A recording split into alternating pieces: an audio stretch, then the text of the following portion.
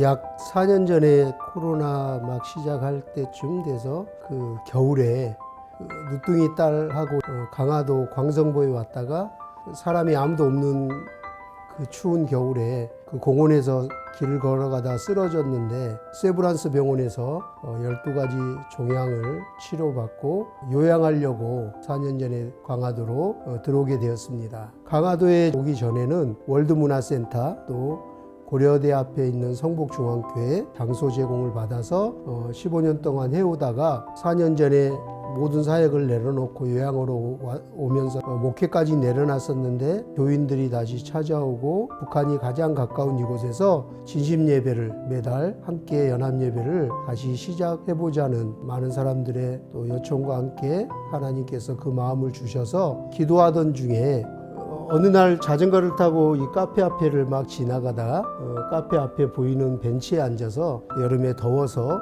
이렇게 앉아 있는데 이 카페가 건너편에 보여서 목을 좀 추리려고 카페에 우연히 들어왔었는데 카페 사장님이 바로 옆에 부동산 사장님과 함께 대화를 나누고 있었어요. 그러면서 10년을 카페를 했는데 이제 그만두려고요? 그러면서 이걸 카페를 내놓으려고 해요? 그 얘기에 마침 좀 전에 더 이상 이제 장소를 대여할 수가 없다고 죄송하다는 얘기를 듣고 장소를 좀 찾아보면 좋겠습니다 목사님 하던 전화를 막 받고 있어서 제가 하나님께 기도하고 있었어요. 하나님 저희는 어디로 가죠? 어떻게 하죠? 우리가 찬양을 마음껏 하고 진심으로 뜨겁게 나라와 민족을 위해서 북한 선교를 위해서 또 복음 통일을 위해서 매주 예배를 드리는데 이제 공간이 없어졌습니다. 하나님 좋은 공간을 허락해 주세요 하고 마침 기도하고 있었는데 그 얘기를 하고 계셔서 이렇게 둘러봤더니 여기가 마침 북한에서 내려오는 예성강 임진강과 한강이 만나는 이 염화강이라고 합니다. 남과 북이 만나서 하나가 되는 귀한 장소가 되지 않을까라는 마음과 함께 보니까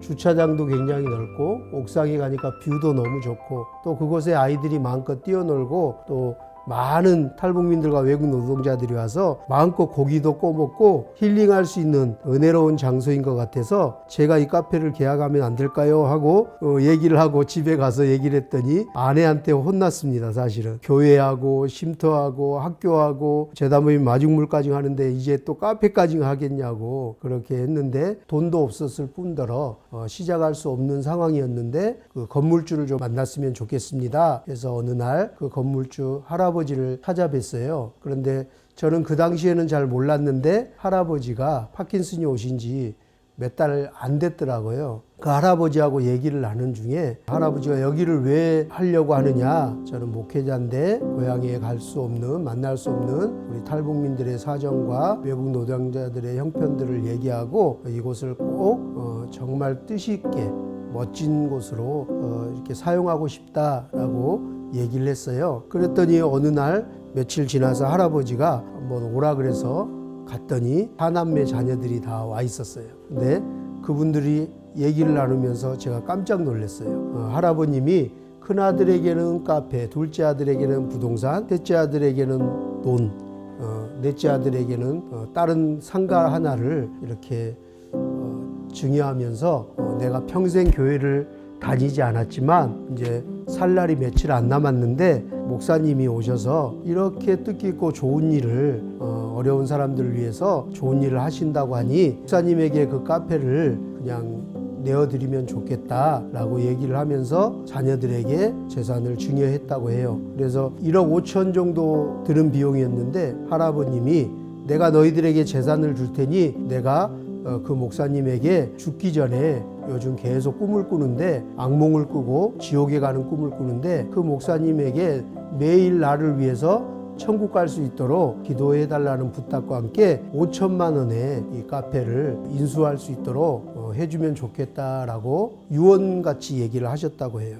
그래서 하나님께서 그 일도 하시지 않았나. 정말 말도 안 되는 금액에 계약할 수 없는 상황이었는데 할아버님의 그 유언과 같은 말씀을 통해서 하나님께서 이 사역을 계약하고 시작할 수 있도록 인도하시지 않았나 생각이 듭니다. 그리고 놀랍게 또 이게 월세가 한 150 정도 드는 비용이었는데 할아버님께서 내가 헌금한다고 생각하고 이렇게 할 테니 월세도 100만 원에 목사님 부담 안 되도록 100만 원에 깎아 주라고 자녀들에게 얘기를 했다고 해요. 그랬더니 둘째 며느리인가 하신 분이 아버님 노망 드신 거 아니냐고, 아니 1억 5천을 5천 해주고 월세도 150인데 왜 100만 원을 그렇게 하는 게 어딨냐고 막 하면서 저는 그 모든 일들 가운데 하나님께서 하셨구나 라는 생각과 함께 감사하는 마음으로 그분들이 마음 변하지 않도록 막 계약서를 써내려가는데 글씨가 잘 안 써지면서 하나님 빨리 계약할 수 있게 해주세요, 감사합니다 하고 계약했던 기억이 있습니다. 사실 이 카페 옆에가 강화도 찐빵이라고 찐빵 가게 하던 곳이 있었는데 비어 있었고, 이렇게 문을 열어보니까 온 잡동사니로 쓰레기 더미가 가득했는데 하나님 이곳에 선교사님들이나 외국 노동자들이나 탈북민들 와서 강화도 와서 하루라도 좀 쉴 수 있도록 게스트하우스로 꾸미면 좋겠습니다. 그렇게 기도하면서 했더니 어느 날 그 며느리가 오라 그래서 갔더니 아버님이 진짜 이상하다고, 아니 그 가게도 깎아주고 월세도 깎아주더니 그 옆에 있는 찐빵 가게 그것도 목사님 필요하면 그냥 월세 안 받고 보증금 안 받을 테니까 그냥 쓰라고 하는 거예요. 그래서 감사합니다 하고 그것을 지금 게스트하우스로 잘 또 꾸며놨습니다. 그러고 났는데 할아버님이 치매 오시기 전에 농사를 지고 비닐하우스를 세 동으로 전원 게 있었는데 그곳에서 우리 탈북민들 외국인들하고 고구마도 심고 상추도 심고 또 그곳에 꽃나무도 심고 이렇게 예쁘게 꾸미면 좋겠다라는 생각을 하고 있었는데 또 어느 날 부르셔서 갔더니 할아버지가 더 이상 농사를 할 수가 없고 농사할 사람도 없고 밭이 비어 있는데 그것도 필요하면 그냥 쓰셔도 된다고 하셔서 하나님께서 구하는 것보다 더 넘치도록 부어주시고 또 우리가 생각하는 것보다 더 많은 것들로 역사하시면서 이렇게 카페 물된 동산의 사역을 축복하시는구나 하는 마음이 들었습니다. 이곳에서 매주 드리는 예배와 매월 마지막 드리는 연합 진신 예배뿐만 아니라 북한 선교에 관심 있는 교회와 대학생들이 많이 이곳에 카페를 오셔서 강화도 역사 투어와 선교 투어를 하고 DMJ 투어를 하고 이 카페에서 수련회와 찬양 콘서트들을 하고 있습니다. 지난달에도 찬양하는 사람들과 또 이번 달에는 둘러스 찬양단 팀들이 와서 이렇게 찬양 콘서트도 하고 북한에서 오신 탈북민 찬양 사역자들이 와서 찬양을 또 하기도 하고 또 여러 가지 많은 또 북카페로 저희가 준비를 해서 북 콘서트나 또 책을 기독교 관련 책이나 역사책들을 대여하거나 구입할 수 있는 장소로 하나님께서 이렇게 은혜로운 장소를 허락해 주셨습니다. 목사님 모든 사역을 내려놓고 쉬시합니다. 교수님께서 얘기하시고 제가 더 이상 사역할 수 있는 몸 상태가 아니어서 그냥 강화도로 와서 조그마한 그냥 월세방 하나, 단칸방 하나 찾고 있었는데 당시에 코로나가 심해지면서 우리 탈북민들이나 외국인 노동자들이 찾아와서 목사님 코로나로 우리 아들이 죽었습니다. 우리 딸이 죽었대요. 우리 엄마가 죽었는데 장례식에 갈 수가 없어요. 비행기가 뜨질 않아요. 돈이 있어도 가고 싶어도 저 북녘 땅에 갈 수가 없어요 하면서 막 펑펑 울면서 공황장애 우울증이 온 거예요. 그러면서 이분들이 계속 찾아오면서 하는 얘기가 다 똑같았어요. 한결같이 목사님 강화도에 집 얻으신다면서요? 요양하신다면서요? 그래서 네 그랬더니 이왕이면 큰 집을 좀 얻으세요 하시는 거예요. 그래서 왜요? 그랬더니 저희 애들하고 갈 데가 없어요. 코로나에. 강화도에 북한 가까운 땅에 가서 하루라도 그곳에 가서 엄마 아빠 자녀들 이름 부르고 하루라도 거기 가서 목사님 집에서 고기도 구워 먹고 바람이라도 쐬고 오면 살 것 같아요. 목사님 저희도 살 수 있도록 숨 쉬고 살 수 있도록 이왕이면 큰 집을 얻으세요 라고 한결같이 만나는 분마다 찾아오시는 분마다 얘기하는 거예요. 그래서 하나님께 하나님 어떡하죠? 기도하기 시작했는데 어느 날 하나님께서 수고하고 무거운 짐진 자들아 다 내게로 오라 내가 너희를 쉬게 하리라 라고 하면서 숨심삼 힐링센터라는 이름을 주셨어요. 깜짝 놀라서 하나님 숨 쉼 삼은 무슨 뜻이죠? 하나님께서 숨이 막히고 쉼이 필요하고 삶이 고달픈 영혼 누구든지 와서 쉬게 하라 라고 하시는 마음을 주셔서 장소를 찾고 있었는데요. 그때 제가 돈 1,000만 원 밖에 여윳돈이 없어서 방앗간 찾고 있을 때였거든요. 도저히 불가능한데 하나님께서 지금까지 학교와 또 쉼터와 모든 것들을 다 돈 없이 이루게 하신 걸 알기에 또 믿음으로 선포하고 찾아다녔어요. 구하고 찾고 두드리면서 열심히 다녔는데 어느 날 지금 있는 숨쉼삼 힐링센터가 됐죠. 350평이 70평짜리 건물이 나오게 된 거예요. 저희가 찾던 한자락에 공기 좋은 곳에 힐링센터가 할 수 있는 최적의 장소가 나온 거예요. 이곳이구나, 하나님 여호와 이래 이곳을 준비했구나 라고 생각하고 계약을 하려고 물어봤더니 마침 그 밑에 식당이 있었는데 거기 가서 점심때 아내하고 항상 같이 다니던 기도하시던 권사님하고 식사를 하고 나오려고 하는데 80 넘은 그 식당 할머니가 따라 나오셔서 목사님이세요? 그래서 네. 그랬더니 저는 어느 교회 권사인데요. 아, 내가 남편이 얘기하지 말라 그랬는데요.